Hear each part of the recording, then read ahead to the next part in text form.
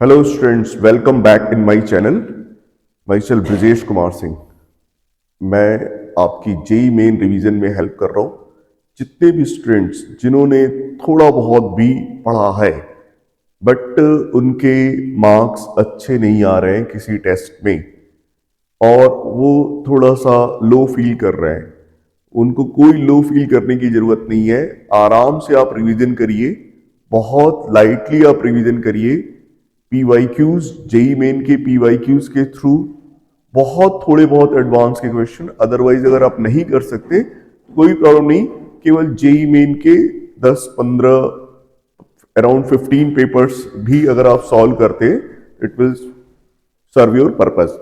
थोड़ा सा mainly theory जरूर आपको रिवाइज कर लेना चाहिए, फिर इसके बाद प्रॉब्लम्स करनी चाहिए।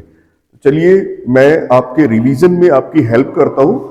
आज हम लोग डिस्कस करते हैं रोलिंग, ठीक है। तो ये भी बड़ा इंटरेस्टिंग टॉपिक है, ये बहुत यूजफुल है एग्जामिनेशन पॉइंट ऑफ व्यू से। सारे एग्जाम्स में मेनली ये पूछा जाता है, तो चलिए इसको डिस्कस करते हैं। Okay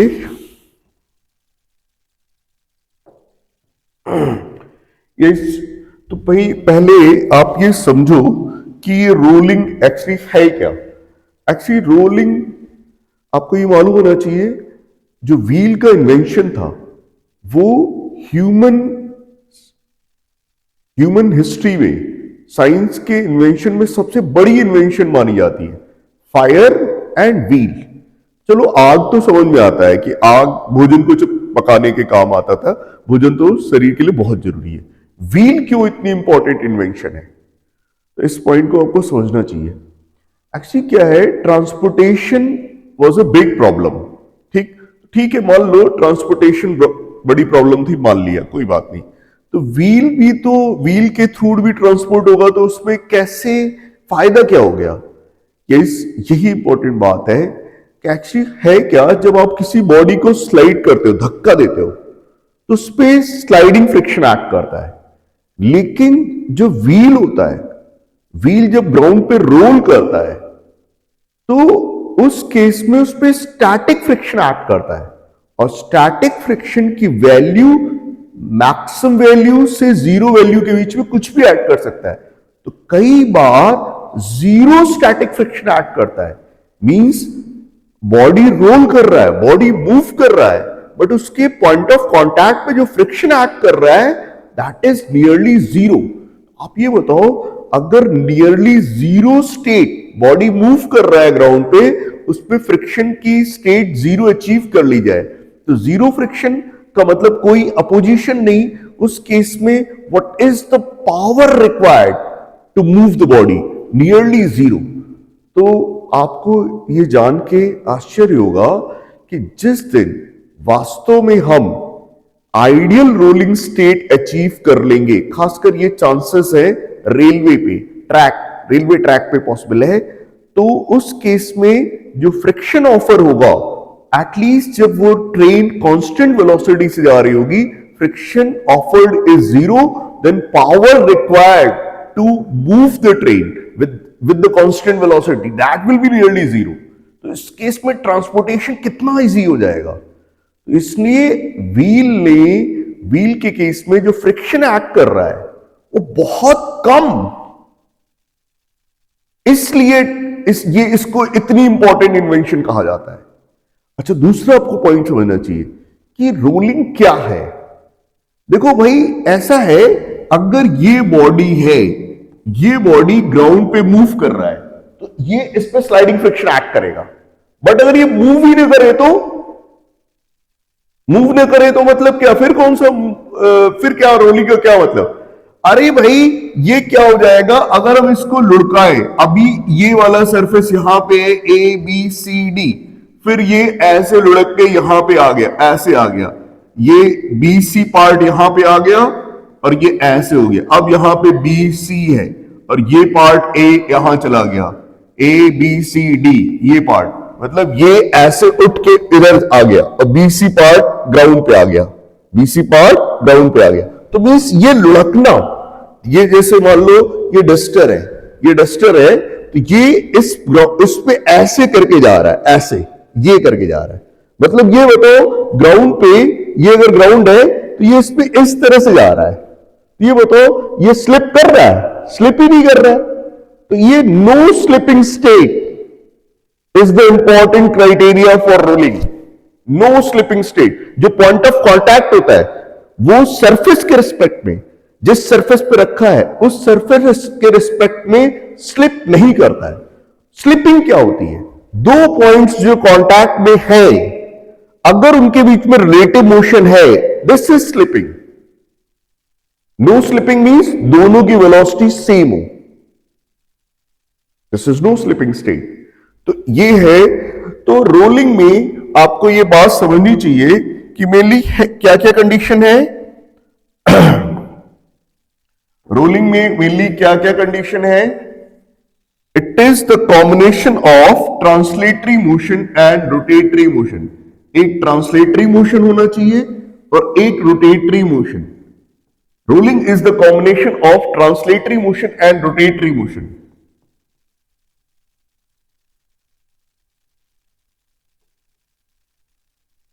translatory motion and rotatory motion.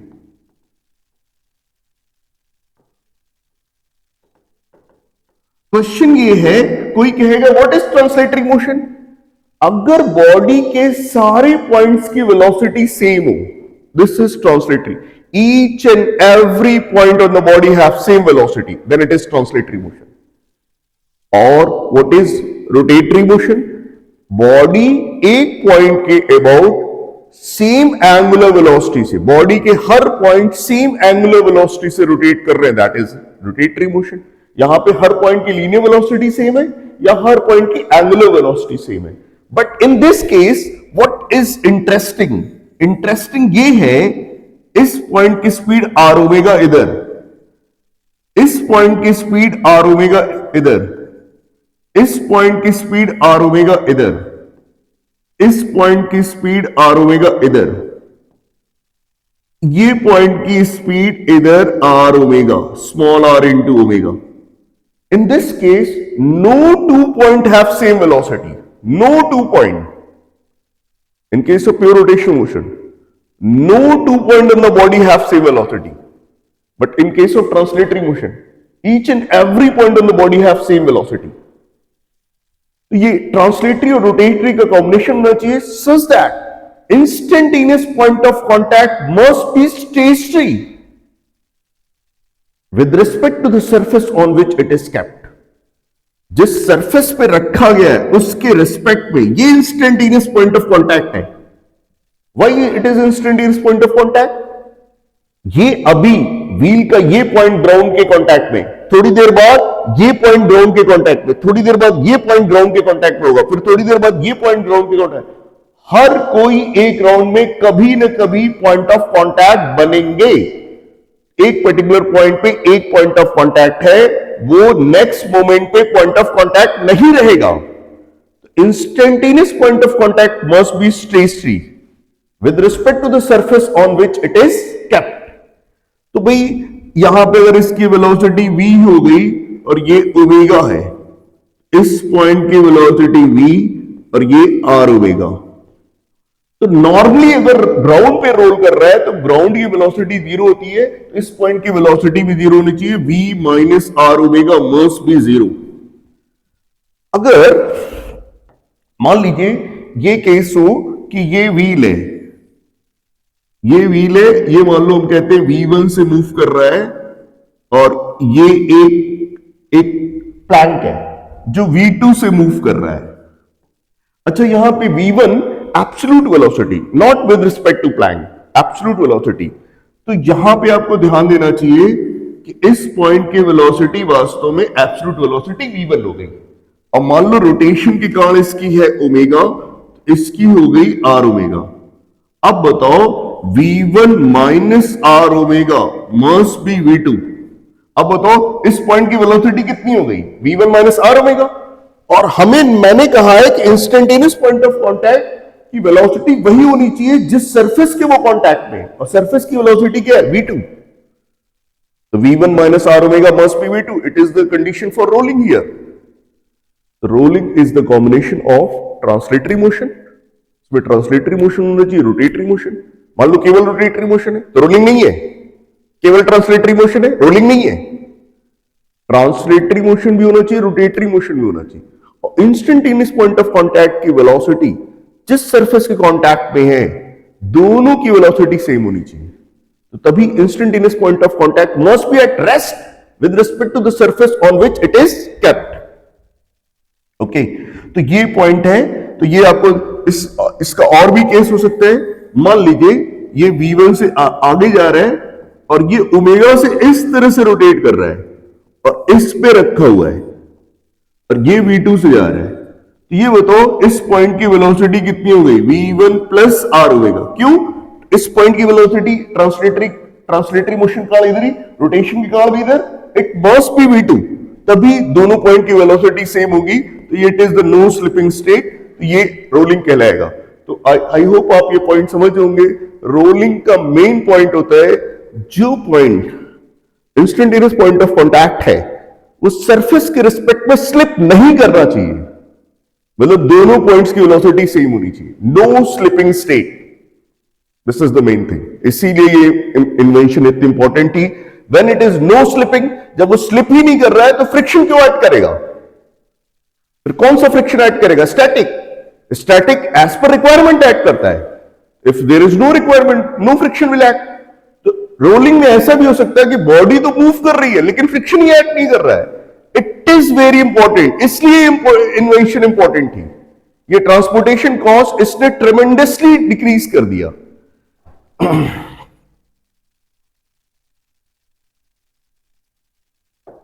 Yes, अब हम लोग थोड़ा सा इस पे कुछ और भी पॉइंट्स जो है ये, हाँ यहां पे देखिए ये कुछ इंपॉर्टेंट पॉइंट्स है वो मैं बता देता हूं। किसी पॉइंट की जो वेलोसिटी होती है, किसी भी पॉइंट की जो वेलोसिटी है वो वास्तव में, ये बॉडी अगर रोल कर रहा है तो मान लो ग्राउंड पे रोल कर रहा है तो क्या होगा? v is equal to r होगा। ठीक है भाई, पॉइंट ऑफ कांटेक्ट अभी ग्राउंड के रिस्पेक्ट पे रेस्ट पे रहेगा, मान लिया। अब इस पॉइंट की वेलोसिटी होगी क्या? इस पॉइंट की वेलोसिटी v और r ओमेगा का वेक्टर सम होगा। क्यों? ट्रांसलेशन काल में वेलोसिटी होगी, रोटेशन काल में वेलोसिटी होगी, दोनों का वेक्टर सम होगा तो ये वेलोसिटी होगी। तो ये इस पॉइंट की वेलोसिटी आती है और ये आप फाइंड कर सकते हो। This will come out under root of, it is your v square plus v square plus 2v square. ये एंगल बताओ कितना हो गया? थीटा। तो this angle is 90 minus theta, तो 2v square cos of 90 minus theta is sine theta. तो therefore v under root of 2 into 1 plus sine theta. ये इस पॉइंट की वेलोसिटी आ जाती है। तो थीटा अगर 90 कर दें, थीटा यहां 90 रख दें तो 1 प्लस 1 कितना हो जाएगा? 2। तो 2 into 2 under root of 4, that is what? 2v। तो हाईएस्ट पॉइंट की वेलोसिटी 2v होती है। इस हाईएस्ट पॉइंट की वेलोसिटी 2v होती है, सेंटर की वेलोसिटी v होती है, इस पॉइंट की वेलोसिटी 0 होती है। एक बड़ी इंपॉर्टेंट बात बताते हैं आपको। ये तो v और r ओमेगा का वेक्टर सम कहता है। इन सब बातों को आप कंक्लूड कर सकते हो, इसका हम डेरिवेशन नहीं करेंगे, बट आप ये कह सकते हो rolling is pure rotation about instantaneous point of contact. Rolling pure rotation है अबाउट इंस्टेंट। इस पॉइंट की वेलोसिटी इधर होगी, इस पॉइंट की वेलोसिटी इधर होगी, इस पॉइंट की वेलोसिटी इधर होगी, इस पॉइंट की वेलोसिटी इधर होगी। मतलब ये r की तरह बिहेव करेगा और ये r ओमेगा होगा और ये एंगल 90 होगा।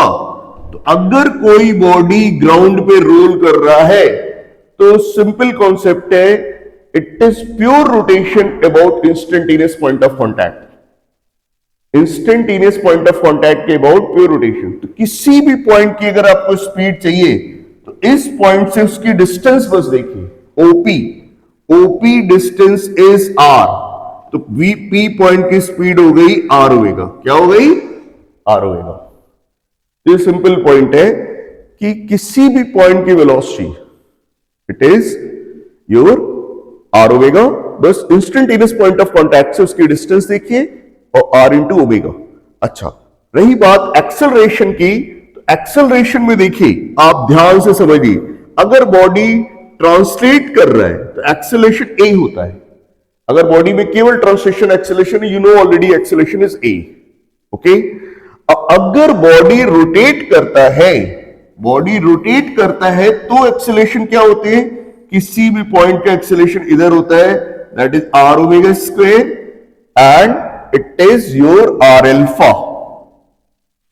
दो एक्सेलरेशन होते हैं, आपको मालूम है सर्कुलर मोशन में दो एक्सेलरेशन होते हैं, एक सेंट्रीपिटल एक्सेलरेशन और एक टेंजेंशियल एक्सेलरेशन।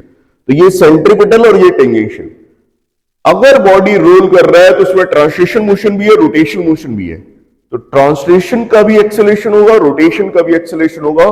तो इस केस में आपका, अगर आप देखें तो यहां पे इस केस में अगर हम इस बात को यहां पे बनाए कि एक्सेलरेशन किसी भी पॉइंट का क्या होगा, अरे भाई इसका इस पॉइंट का एक्सेलरेशन ए भी होगा, इस पॉइंट का एक्सेलरेशन आर ओमेगा स्क्वायर भी होगा और इस पॉइंट का एक्सेलरेशन आर एल्फा भी होगा। अब मान लीजिए आप कहते हैं like v is equal to are omega, आपने ये भी कह दिया कि a is equal to are alpha, a is equal to are alpha. तो ये स्मॉल आर की जगह कैपिटल आर, इस पॉइंट का एक्सेलरेशन फाइंड कर सकते हो। कितने एक्सेलरेशन हो गए? 3। ट्रांसलेशन मोशन का एक्सेलरेशन, एक सेंट्रीपिटल एक्सेलरेशन और एक आर एल्फा। तीनों का जो वेक्टर सम होगा that is acceleration of that point. ठीक है, कुल मिला के ट्रांसलेशन का जो कॉन्सेप्ट आपको मालूम वो अप्लाई करिए, रोटेशन का जो मालूम है, दोनों का सुपरपोजिशन, दोनों का वेक्टर सम। चलिए आगे चलते हैं। यस, तो ये इन्होंने देखिए ये लिखा हुआ है ए आर एल्फा और it is r omega square. यहां पे देखिए ए इधर ही, आर ओमेगा स्क्वायर इधर, आर एल्फा इधर।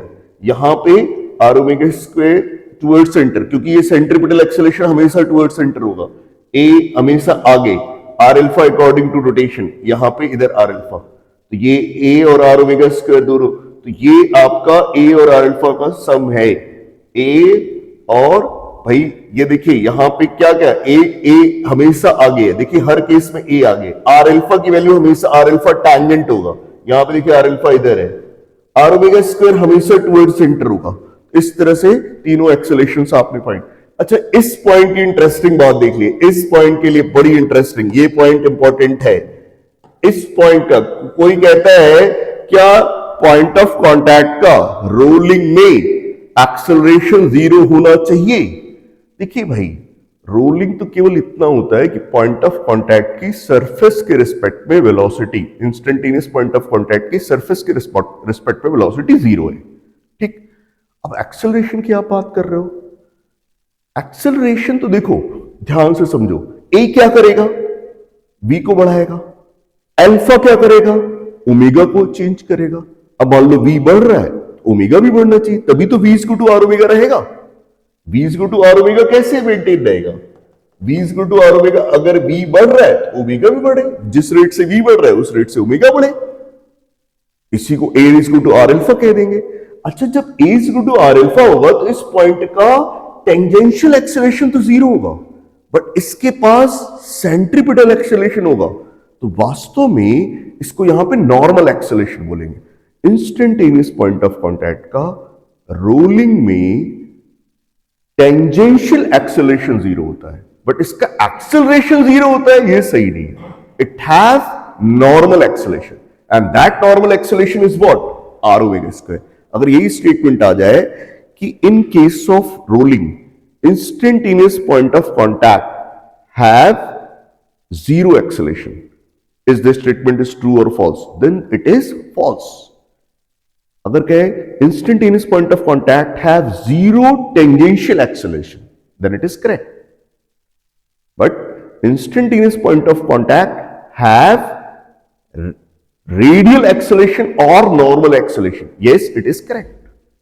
0 acceleration नहीं होता instantaneous point of contact का, टेंजेंशियल एक्सेलरेशन उसका 0 होगा, means a will be equal to r alpha.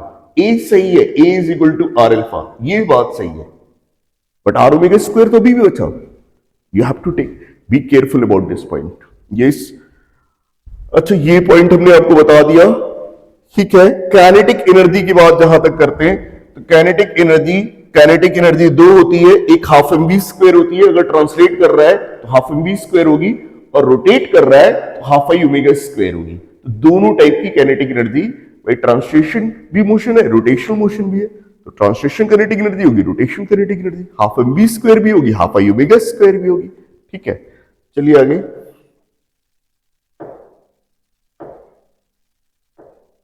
Yes, अब देखिए यहां पे ऑन इंक्लाइन प्लेन, भाई इंक्लाइन प्लेन पे एक्सेलरेशन क्या होता है? इंक्लाइन प्लेन पे भाई सीधी सी बात, इधर फोर्स क्या एक्ट करेगा? mg sin थीटा, और ये इधर फ्रिक्शन एक्ट करेगा, तो ठीक है, ma क्या हो जाएगा? mg sin theta minus f, torque I alpha, friction का टॉर्क होगा F इंटू आर, फिर A is equal to are alpha, point of contact का एक्सेलरेशन 0। ये कंडीशंस आप अप्लाई कर देंगे, ये A और इधर है एल्फा, एल्फा इसका एंगुलर एक्सेलरेशन। इसको सॉल्व कर लेंगे, you will get acceleration A is equal to, आपको A मिल जाएगा, A की वैल्यू मिल जाएगी G sin theta over 1 plus I by M R square. ये बड़ा इंटरेस्टिंग रिजल्ट है, इस चीज को जरूर आपको याद रखना चाहिए, जी साइन थीटा और 1 plus I by M R square. एक बार देखो, एक्सेलरेशन देखो किस पे डिपेंड कर रहा है। अगर ये रोल करते हुए इंक्लाइन प्लेन पे स्लाइड कर रहा है तो एक्सेलरेशन जी साइन थीटा मतलब थीटा डिपेंडेंट है, आई बाई एम आर स्क्वायर की वैल्यू रिंग के लिए 1 आएगी, डिस्क के लिए 1/2 आएगी, हॉलो स्फीयर के लिए 2/3 आएगी।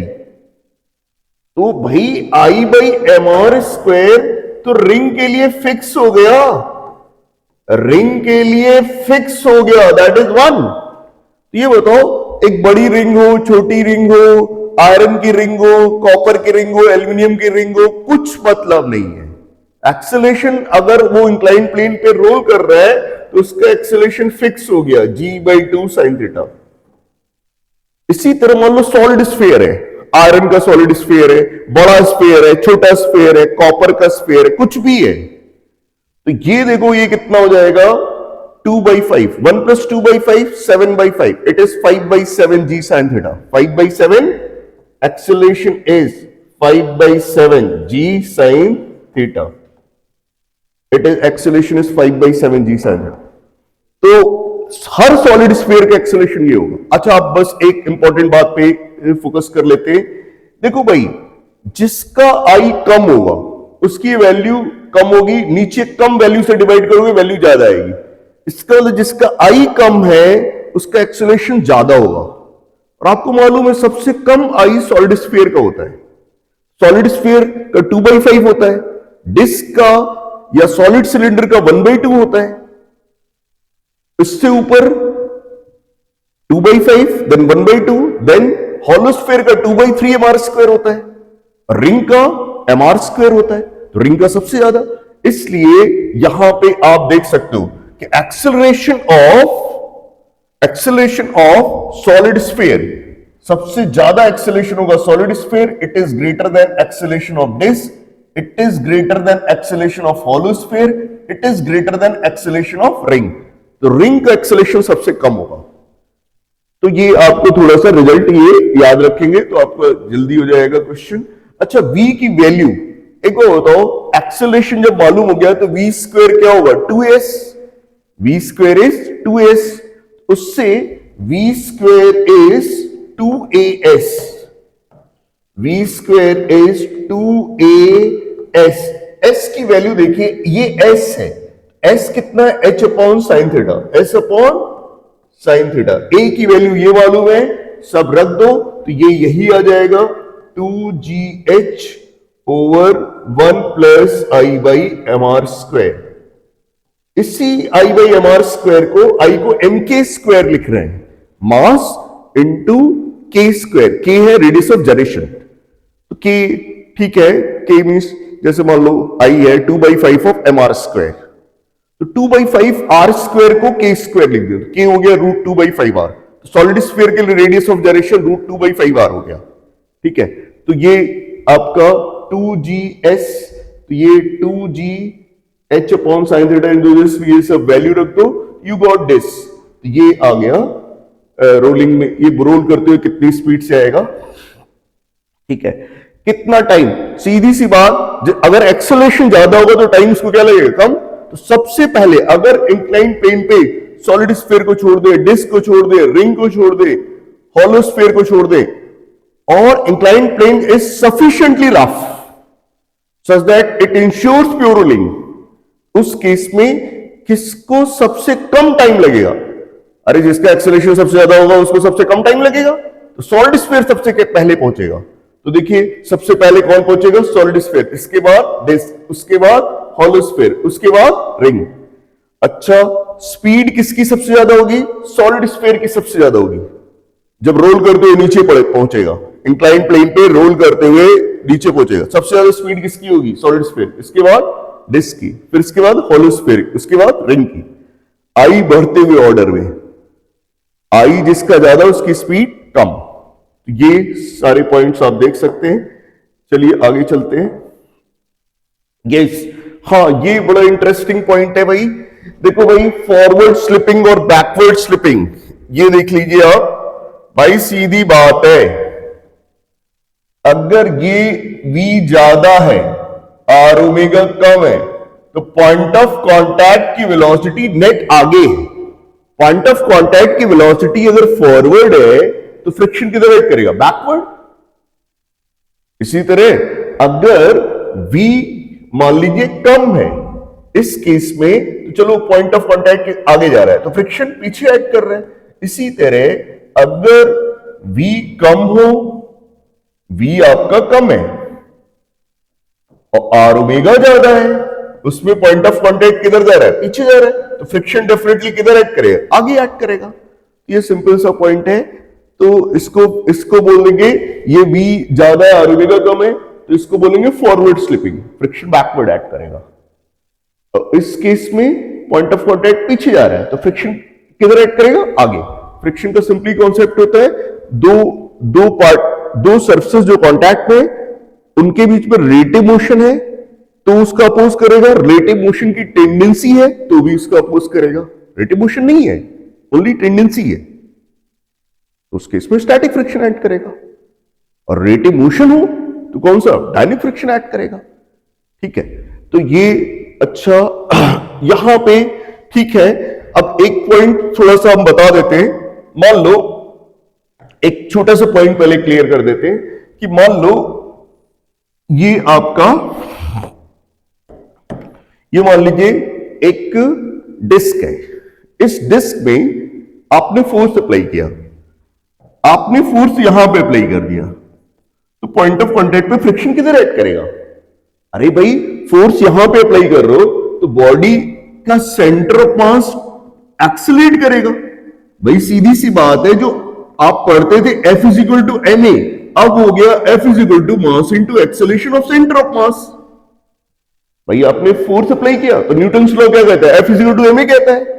अब बस उसमें थोड़ा सा चेंज कर लो, अब A कहो एक्सेलरेशन ऑफ सेंटर ऑफ मास। क्यों? क्योंकि अब बॉडी के बहुत सारे पॉइंट्स हैं, उसमें ACM भी होगा, R अल्फा भी होगा, R ओमेगा स्क्वायर भी होगा, तीन एक्सेलरेशन होंगे। इसलिए सेंटर ऑफ मास के एक्सेलरेशन के बारे में बात करो। क्यों? R omega square centre of मास के लिए 0 हो जाएगा अगर बॉडी सेंटर ऑफ मास के बहुत रोटेट कर रही है, R अल्फा भी 0 हो जाएगा, तो दोनों का इफेक्ट खत्म। तो सेंटर ऑफ मास पे किसी और एक्सेलरेशन का इफेक्ट नहीं होता, केवल ट्रांसलेशन एक्सेलरेशन का इफेक्ट होता है। अगर बॉडी सेंटर ऑफ मास के बहुत रोटेट कर रही है और ट्रांसलेट कर रही है, बॉडी ट्रांसलेट तो कर ही रही है प्लस रोटेट जो कर रही है वो सेंटर ऑफ मास के बहुत कर रही है उस केस में। ठीक है, अच्छा अब ये बताओ, ये इधर आगे जा रहा है, प्लस ये फोर्स डेफिनेटली इस पे टॉर्क ऐसे देगा, टॉर्क ऐसे देगा तो रोटेट भी ऐसे करेगा, रोटेट करेगा तो इसका R अल्फा भी इधर होगा। तो ये बताओ, इसका ACM भी इधर ही है और R अल्फा भी इधर ही है, तो पॉइंट ऑफ कांटेक्ट किधर जा रहा है, आगे। तो डेफिनेटली बताओ फ्रिक्शन किधर एक्ट करेगा, पीछे। ये सिंपल सा, पीछे एक्ट करेगा, पीछे एक्ट करेगा। तो ये बताओ यहां पे इक्वेशन क्या बनेगी, MACM, this is capital F minus small F. भाई कैपिटल एफ फोर्स आगे, फ्रिक्शन पीछे। ठीक है, मान लो ये एच हाइट है, दिस हाइट इज एच। अब ये बताओ, अब हम टॉर्क की क्वेश्चन बनाते हैं। टॉर्क की क्वेश्चन में देखो, अगर आपने यहां पे इसका, अगर आप चाहते हो कि रोल करे, अगर आप ये चाहते हो कि रोल करे, तो डेफिनेटली क्या होना चाहिए,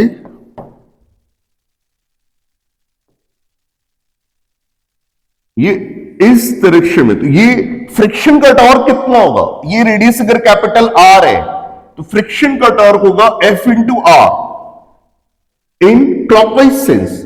एफ का टॉर्क एंटी क्लॉकवाइज सेंस में, तो एफ आर इधर घुमाना चाहता है क्लॉकवाइज, एफ फोर्स का टॉर्क इधर घुमाना चाहता है, तो minus F into H. This is I alpha, this is I alpha. और अगर रोलिंग इंश्योर करना है आपको, A C M is equal to R alpha. तो बस ये तीन इक्वेशन है, तीन इक्वेशन सॉल्व करिए, यू विल गेट एवरीथिंग। जो भी पूछेगा वो सब बता दिए।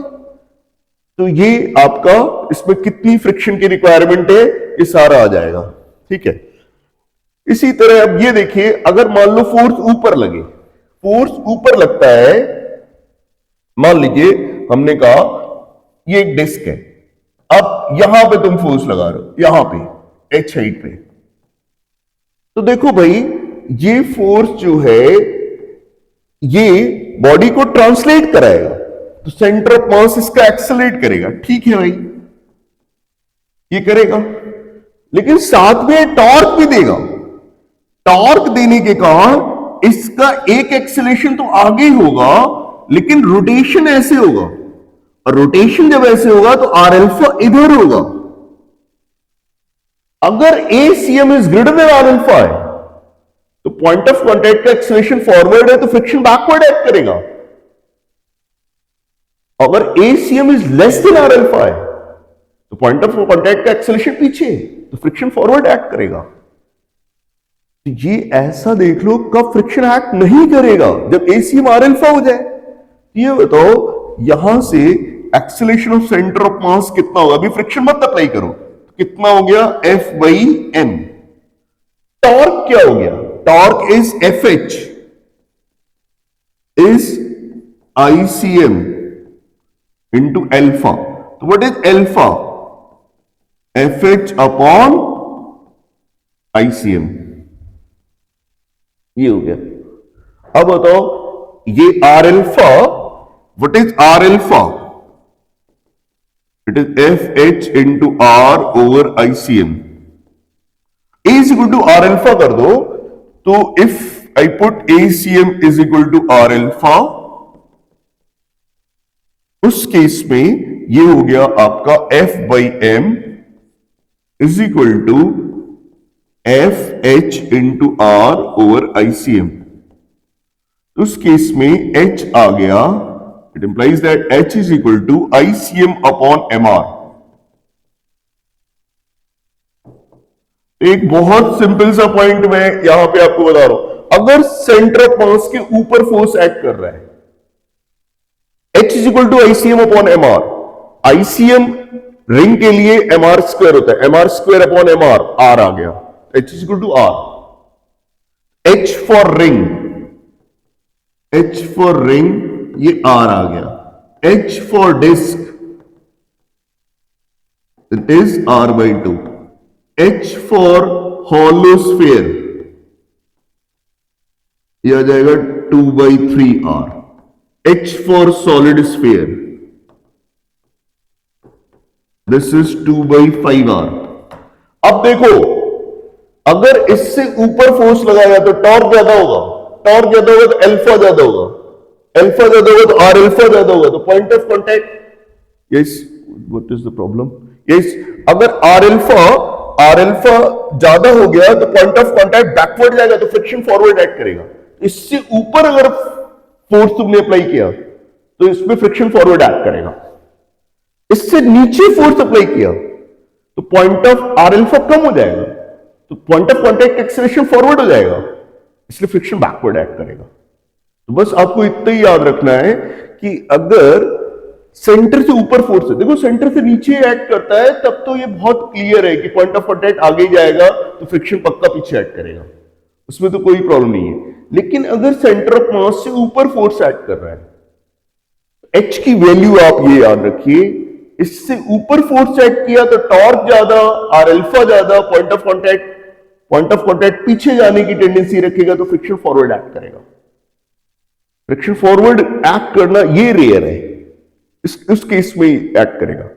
अगर उससे नीचे फोर्स अप्लाई करोगे तो आर अल्फा कम हो जाएगा, टॉर्क कम, अल्फा कम, आर अल्फा कम, A is greater than alpha, point of contact forward जाएगा तो फ्रिक्शन बैकवर्ड एक्ट करेगा। ये आई होप कि आप इसको ध्यान रखोगे। यस, आइए क्वेश्चंस पे आते हैं, क्वेश्चंस करते हैं। देखो भाई ये क्वेश्चन क्या कह रहा है, पहले आराम से देखो क्वेश्चन, फिर हम लोग इसको करते हैं, सॉल्व करते हैं। A force 49 Newton acts tangentially at the highest point of a sphere of mass 20 kg.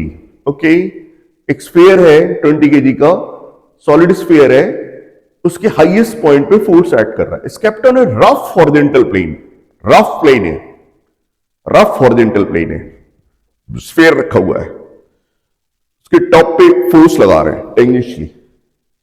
Okay, तो इस केस में इधर दिख रहा है, यस सॉरी ये इधर दिख रहा है, इस केस में ये फोर्स इस डायरेक्शन लगा रहे हैं।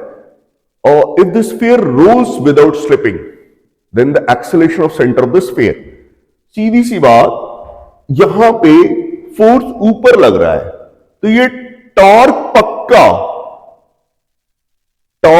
ज्यादा है, आर अल्फा ज्यादा है, तो इस पे फ्रिक्शन पक्का फॉरवर्ड एक्ट करेगा। This will act in forward direction. Friction will act in forward direction. Friction इस पे फॉरवर्ड डायरेक्शन में एक्ट करेगा। तो ये बताओ, इसका mass into acceleration, Newton's law apply कर रहे हैं, that is capital F plus small F. अब टॉर्क की इक्वेशन अप्लाई कर दो, इसका torque F into are clockwise, इसका टॉर्क इधर, और हमें मालूम है इसका सेंटर ऑफ मास आगे तो जाएगा लेकिन इसको रोटेट ऐसे करना चाहिए, इसलिए एफ का टॉर्क ज्यादा होना चाहिए। It is F into R minus small F into R, this is I alpha. तो यहां से ए की वैल्यू लिख दो आर अल्फा, रोलिंग के लिए जरूरी है ए मस्ट बी आर अल्फा। क्यों? ये इसका एक्सेलरेशन ए तो इधर अल्फा, इस पॉइंट का एक्सेलरेशन 0 होने के लिए इस इधर तो ए हो गया, इधर हो गया आर अल्फा, इस पॉइंट का एक्सेलरेशन 0 होना चाहिए, ए मस्ट बी आर अल्फा। अब इसमें पुट करो तो इक्वेशन 1, इक्वेशन 2, इक्वेशन 3 को यूज करो, सॉल्व करो तो आप देखोगे यहां आ जाएगा m plus I by R square, I by R square, this is 2f, solve करोगे तो यही आ जाएगा। तो दिस इंटू ए की वैल्यू हो जाएगी 2f upon m plus I by R square, ये हो जाएगा 2f। तो 2 इंटू 49 कितना हो जाएगा 98 upon m plus m is 20, i की वैल्यू होती है 2/5 of M R square, i by R square 2/5 of m plus 2/5m 7/5m, 7 into 5, m हो गया इट इज 20,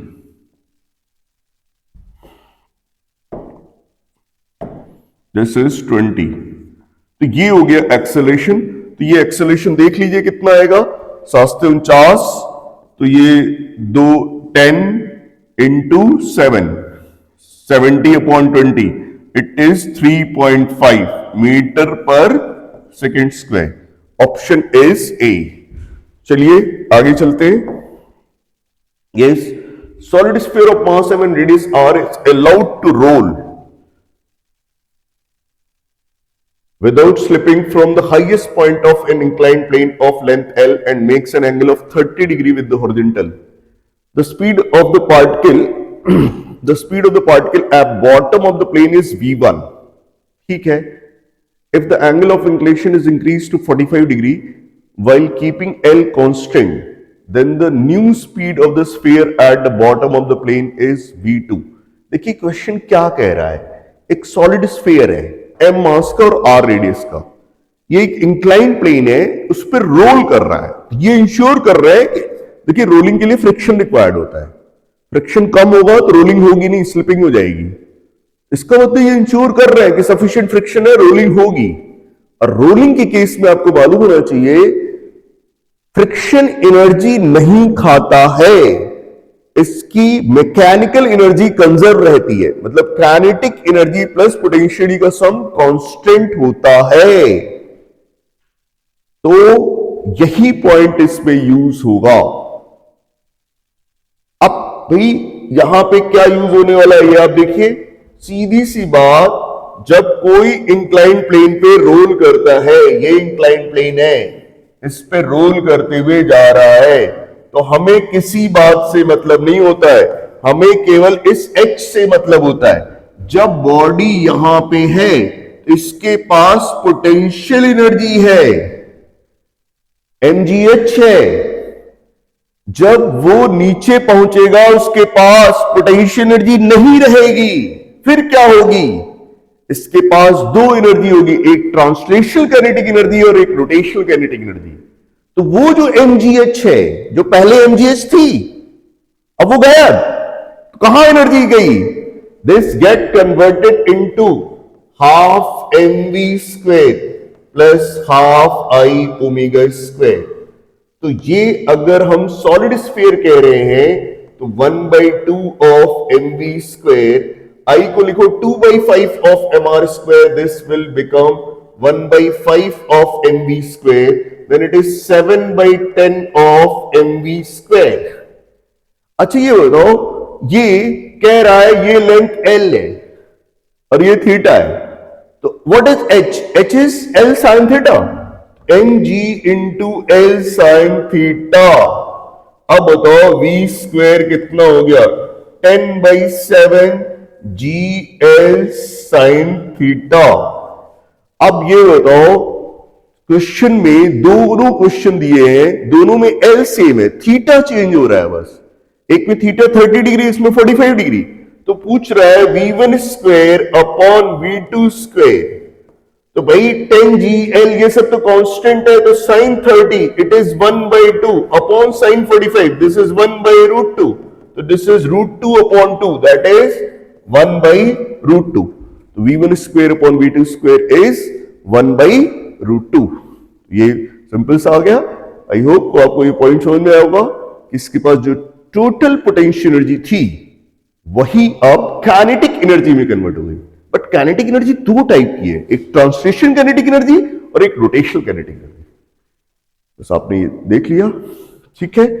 चलिए आगे देखते हैं।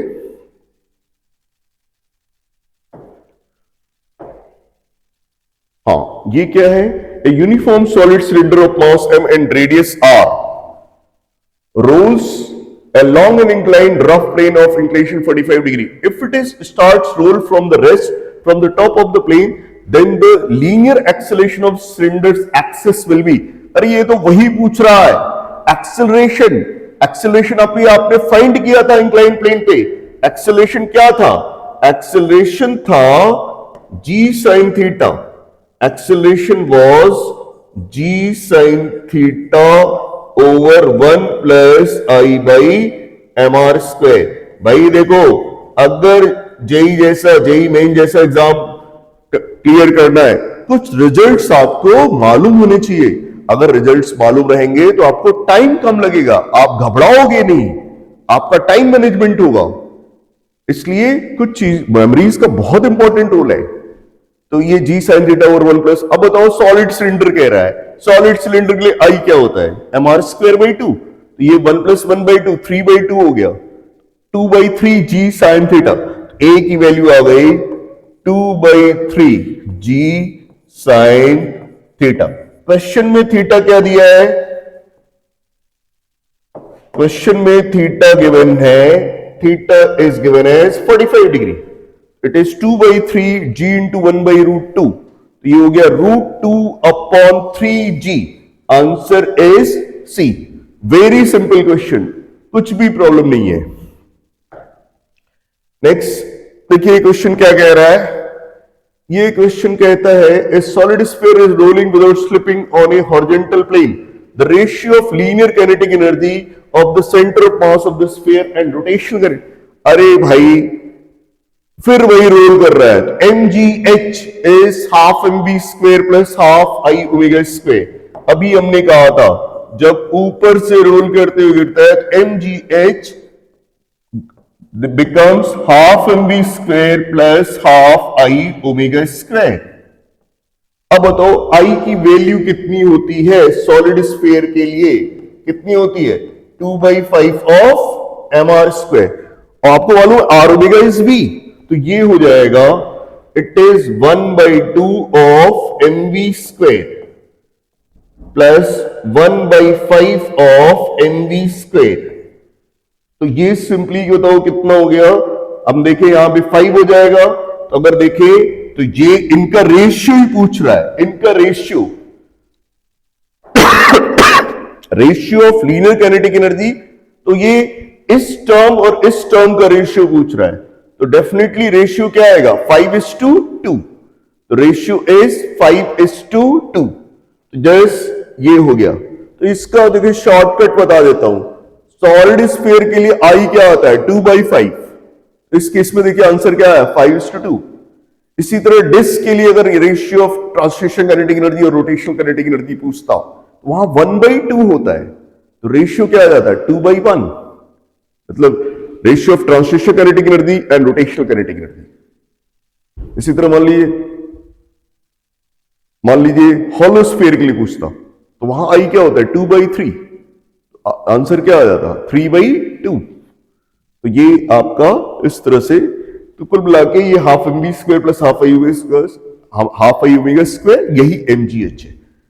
ठीक है, आई की वैल्यू रख दीजिए, V equal to are omega रखिए। ये ट्रांसलेशन काइनेटिक एनर्जी, ये रोटेशनल काइनेटिक एनर्जी है। इसको बोलते हैं ट्रांसलेशन काइनेटिक एनर्जी, इसको बोलते हैं रोटेशनल काइनेटिक एनर्जी, और पूरे कंबाइंड को बोलते हैं काइनेटिक एनर्जी। ठीक है चलिए आगे। A wheel is rolling on a plane surface। क्या हो गया इसमें प्रॉब्लम, कहां चला गया।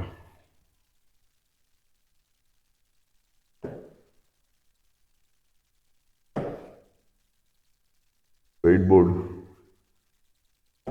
नो, एक मिनट आ जाओ, देख लो कर लो, कोई नहीं।